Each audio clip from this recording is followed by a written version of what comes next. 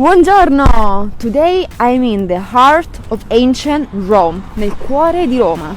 Can you guess where I am? I know that many of you already guessed. Yes, this is Via dei Fori Imperiali, the streets of the Imperial forums. Here we have Forum of Trajan with its shopping mall. Here we have Forum of Augustus. Today I'm not going to show you the Imperial forums from the usual perspective. We're actually going to go from a very different point of view.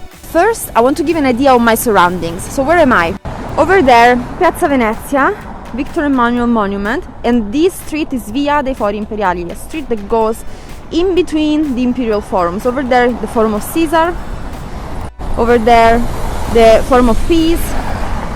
On the other side of the street, over there, Forum of Nerva, Forum of Augustus, and Forum of Trajan. Mentions goes to the Colosseum that decorates the background on this beautiful street.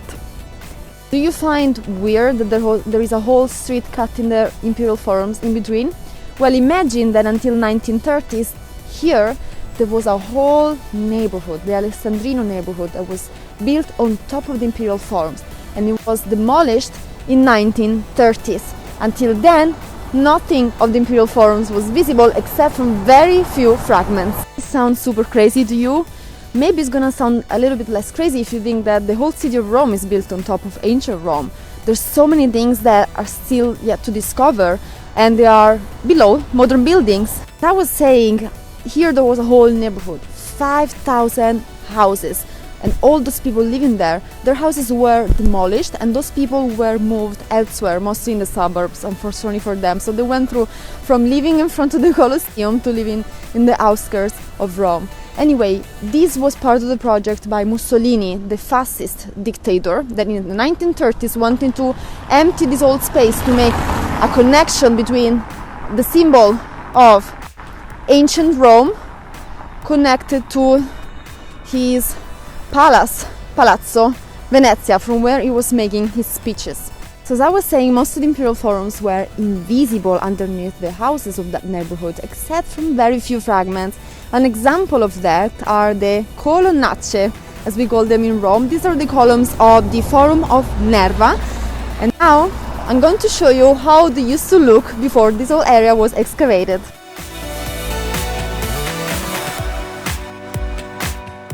You who don't know, a forum was a piazza, a square, the equivalent of a modern square. This is how the Forum of Nerva looked like.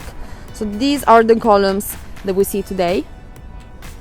And the square was rectangular. Would end up over there.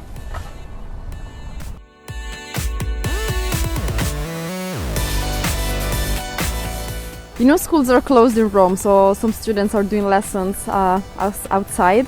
And I think now this is the gym session, and they're doing their gym session in front of the Forum of Augustus. How cool is that?